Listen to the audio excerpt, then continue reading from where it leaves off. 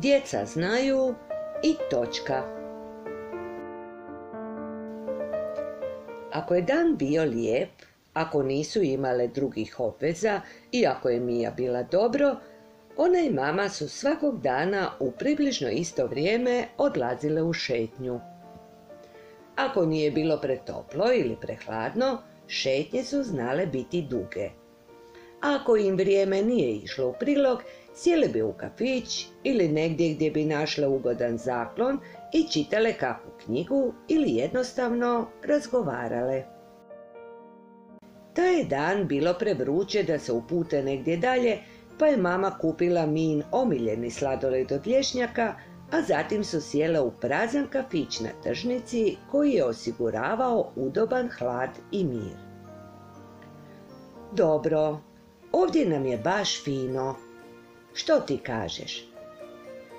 Mija je ispustila kratak zvuk. Otprilike Nije mogla pričati, ali mama i ona su se dobro razumjele. Imale su neki svoj način komunikacije koji su uvježbale, a koji se sastoja od kombinacije kratkih zvukova i znakova rukom. Najprije ćemo lijepo pojesti sladoled, a onda ćemo nastaviti dalje s knjigom.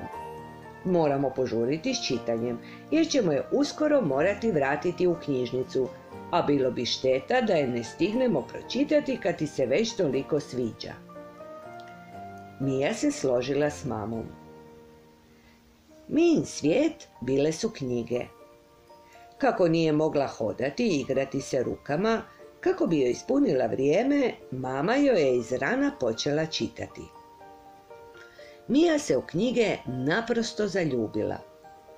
Kad god su se s nekim našle, Mija je imala potrebu da mama ispriča koju knjigu upravo čitaju, a koju sluša prije spavanja. Jer mama je otkrila jednu foru. Naime, ako bi se Miji neka knjiga jako svidjela, tražila bi da joj se čita opet i opet. A kako su sad čitale prave dječje romane, mama bi se snimala mobitelom dok bi joj čitala, a tata bi taj snimak, kad bi cijela knjiga bila pročitana, pretvorio u CD. Tako je Mija imala veliku audio knjižnicu kod kuće. Kako je i mama voljela knjige, to im je bila zabava. Mija je najviše voljela na večer s mamom birati koju će knjigu slušati, onda bi je mama udobno smjestila u krevet, a onda bi se u miru prebacila u drugi svijet. Obožavala je to. Nije bilo šanse da se to preskoči. Mama i tata bi je iz dnevne sobe čuli kako se smije dogodovštinama svojih junaka, najčešće već unaprijed, jer je mnoge knjige, pogotovo one najdraže, znala gotovo napamet. Tako bi slušala sve dok joj mama ne bi došla dati lijekove i poljubiti je za laku noć. Tada bi razmišljala o knjizi koju je upravo slušala sve dok ne bi zaspala, dok bi mama kraj nje čitala svoju knjigu. Najviše je s ljudima voljela razgovarati o knjigama za djecu. Ako bi joj netko pričao o kakvoj dobroj knjizi, morale su je potražiti u knjižnici. Knjižnica je za Miju bila čarobno mjesto i nikad nije puštala mamu da ode bez nje birati knjige. Općinjeno je gledala u redove i redove naslaganih knjiga. Imala je i svoje najdraže pisce, čija su sva djela pročitale i bile su u vječnoj potrazi za dostojnom zamjenom. Gotovo da nije bilo dana kad nisu ništa čitale.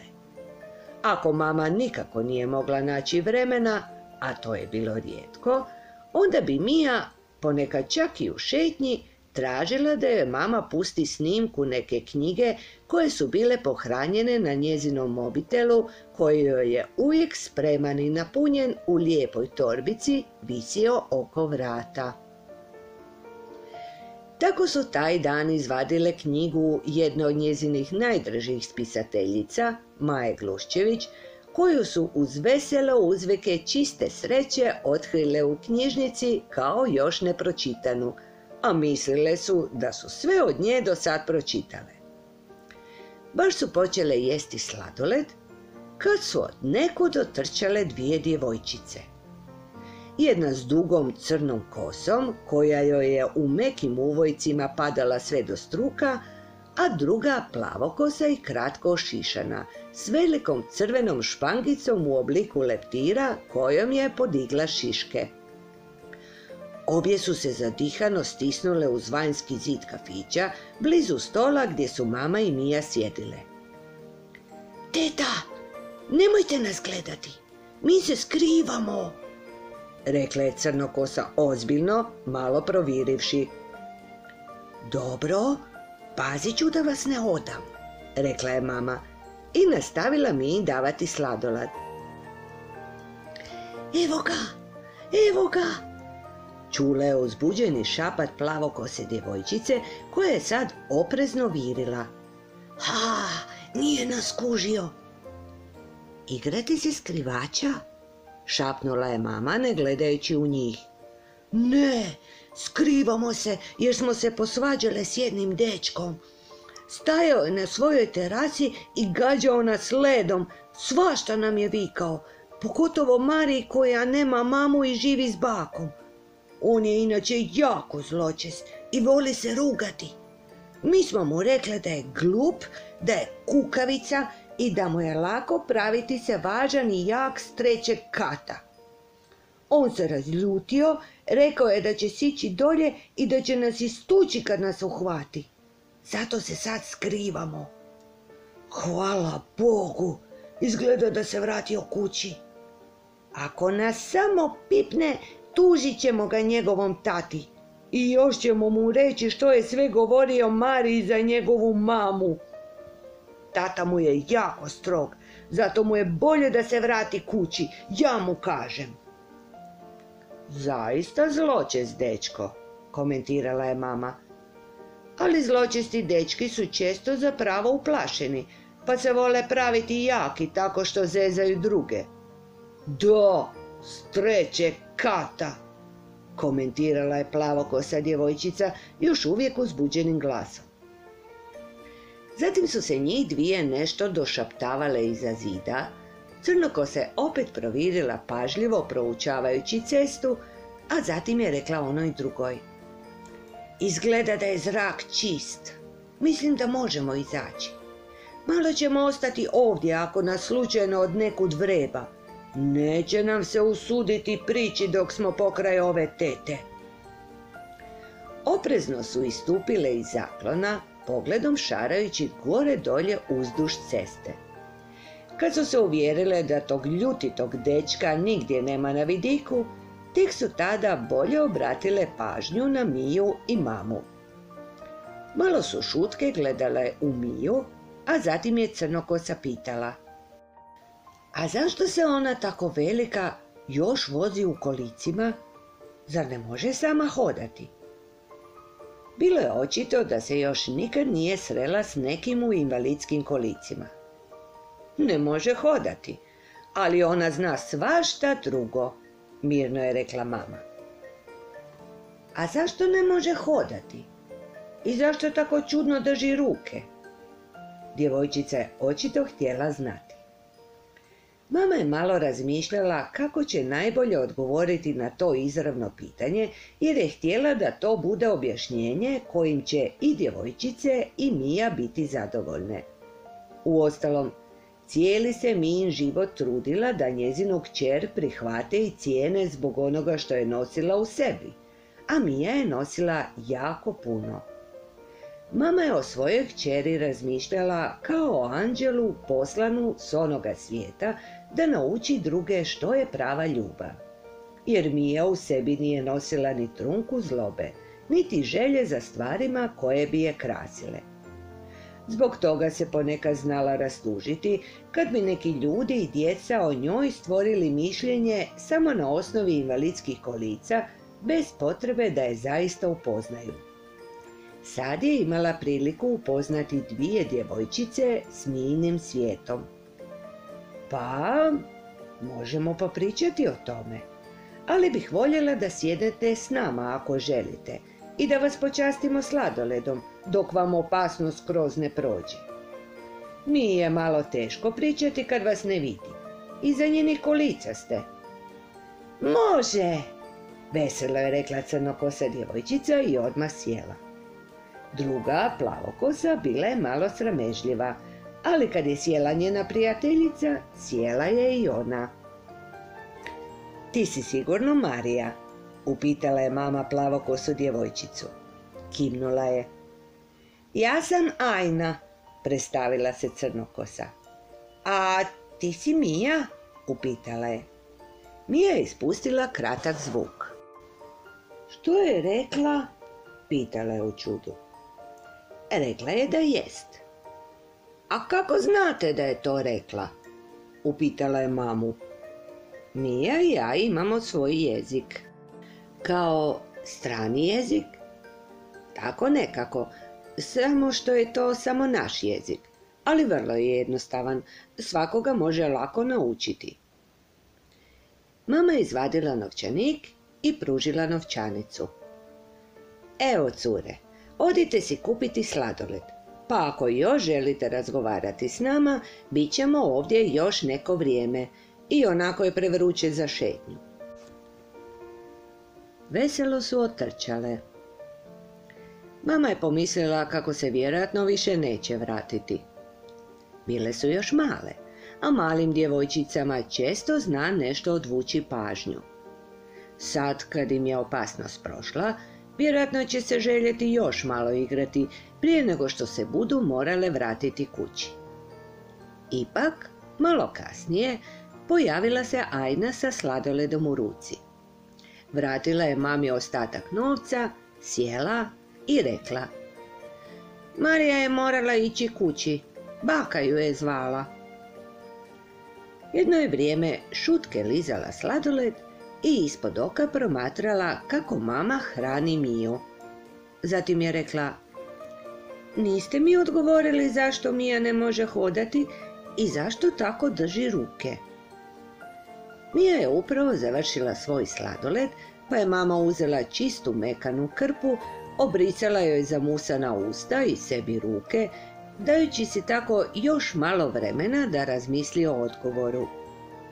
Ipak joj je bilo drago što se ta znatiželjna, živahna djevojčica imala potrebu vratiti.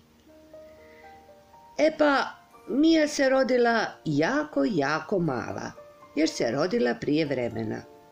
Kako je bila premalena, nije težila ni 1 kilogram kad se rodila, stavili su je u inkubator.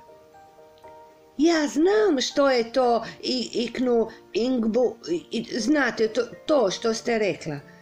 I moj mlađi brat je morao biti unutra kad se rodio. Isto je bio premalen, sve dok dovoljno nije narastao da može ići kući iz bolnice. To izgleda kao neka staklena kutija i grije bebe da im bude kao u maminom trbuhu. Vidjela sam kad sam ga posjećivala, mada su me pustili da ga gledam samo preko stakla.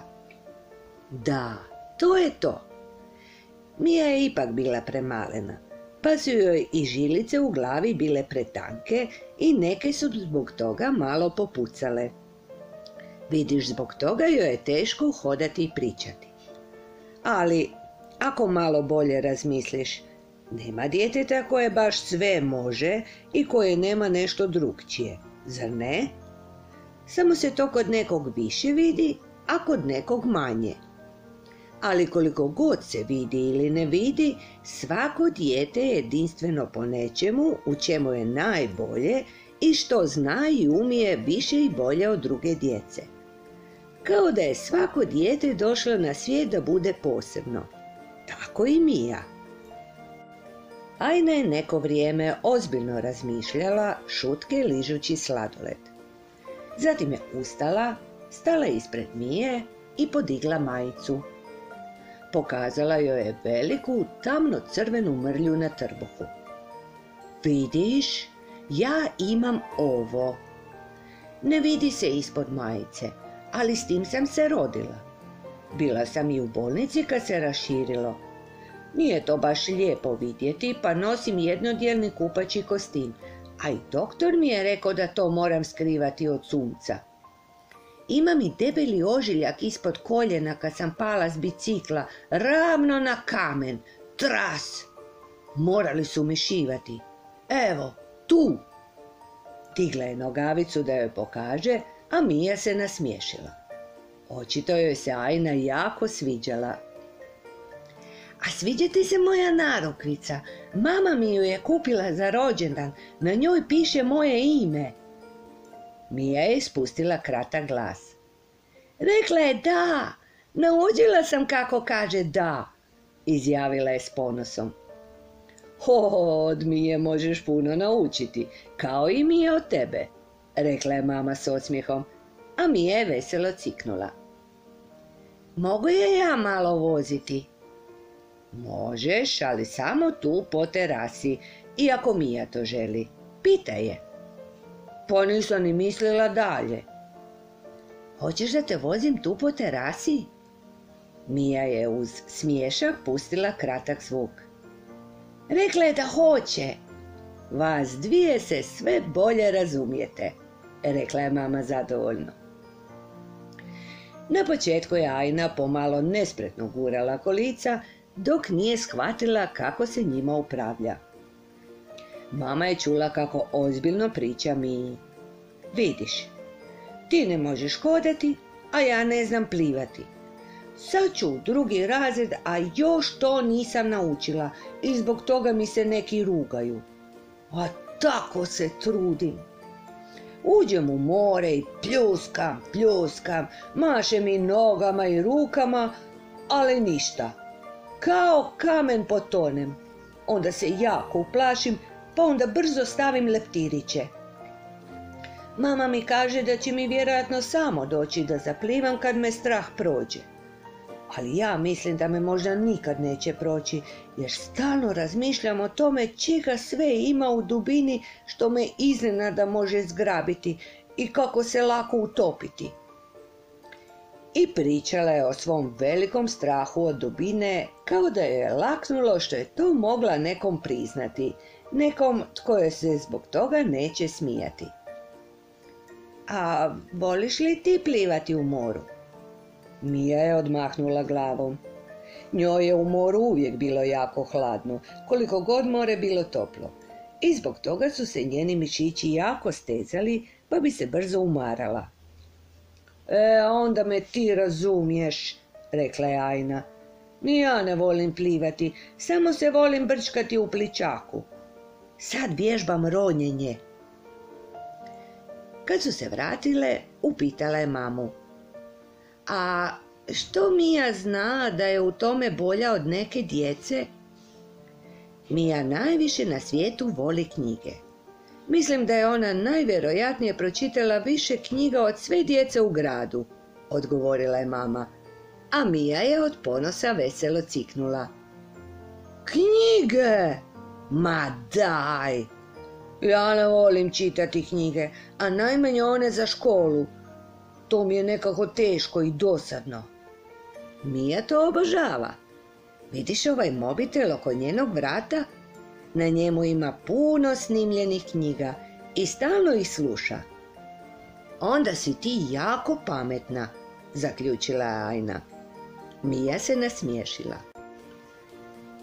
A što ti znaš u čemu si možda bolja od neke djece? Upitala ju je mama. Ja jako volim pjevati.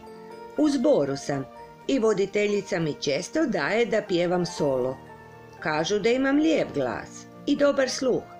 Kad imamo neku feštu, svi traže da pjevam. Kad pjevam, onda sam sretna. A kad Mija sluša dobru knjigu, onda je ona sretna. Svatko je sretan kad radi ono što voli. A što Mija ne voli? Ne voli vježbanje jer mora puno vježbati. Ja ne volim ići kod zubara, to mi je najgore na svijetu. I ne volim kad mi se netko ruga. To nitko ne voli, rekla je mama. Teta, a mogu li joj ja sada obrisati usta? Upitala je kad je primijetila da je ostalo malo zamazanog od sladoleda. Možeš, kako ne? Mama joj je pružila krpu, a Ajna ju je pažljivo obrisala. Ti si sigurno morala puno biti u bolnici, komentirala je. Mija je ispustila kratak zvuk, a zatim dodala: Mama. A što mi je time htjela reći? Pitala je Ajna malo zbunjeno. Htjela ti je reći da je puno bila u bolnici, ali da je i njezina mama bila s njom, pa joj je tako bilo lakše. I mama je spavala s tobom u bolnici? Upitala je u nevjerici. Blago tebi! Kad sam ja bila u bolnici, mama mi je samo smjela doći u posjet. Kako mi je nedostajala, puno sam plakala jer sam tada bila manja. Mija je svojim kratkim glasom poručila kako ju potpuno razumije. Koliko je sati? Iznenada je upitala. Sad će 6. Joj! Mama mi je rekla da dođem u 5:30 jer moramo ići kod kume. Sigurno će se ljutiti na mene. Moram ići. A hoćete li sutra doći? Mislim da hoćemo. Idemo svaki dan u šetnju, pa možemo opet ovdje doći ako ti tako želiš. Želim, da. Mija i ja smo sad prijateljice, rekla je. Mija je to potvrdila. Onda odoh ja. Bog teta, bog Mija, vidimo se sutra, rekla je veselo i otrčala. Mama se s tugom sjetila koliko su puta neke mame, tate ili bake na pitanja svoje djece zašto se ona curica tako velika još vozi u kolicima i zašto ona ne može hodati, zašto tako drži ruke, odgovarali samo sa šuti i ne bulji, to nije pristojno, bolesna je. I samim time stavili svom djetetu do znanja da je to neka tema koju je najbolje izbjegavati i da su oni koji imaju neki invaliditet osobe koje su samo vrijedne žaljenja. A kad se djecu ostavi da sama priđu i stvore svoje zaključke, ako im se odgovori iskreno, djeca će prihvatiti različitost, jer je svako dijete na tom svijetu različito i jedinstveno. Mama je razmišljala. Djeca znaju i točka. Često znaju i bolje od odraslih kako prihvatiti ono što je naizgled drukčije, jer su svjesna da ni sama zaista ne sliče nikome. Zato dobivaju potvrdu svakog dana. Po nečemu se uvijek razlikuju.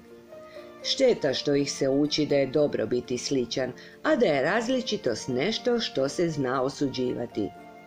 Tako se djeca samo zbunjuju i ne usude se pričati o svojim jedinstvenim strahovima, manama i ljubavima i na kraju prestaju postavljati pitanja. Što je šteta? Mamu je to Mija naučila, a mama se nadala da je možda naučila i Ajnu.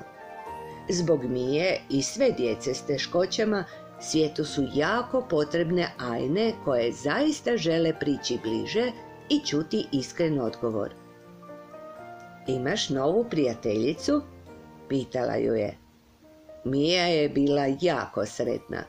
Do kuće se veselo smijala.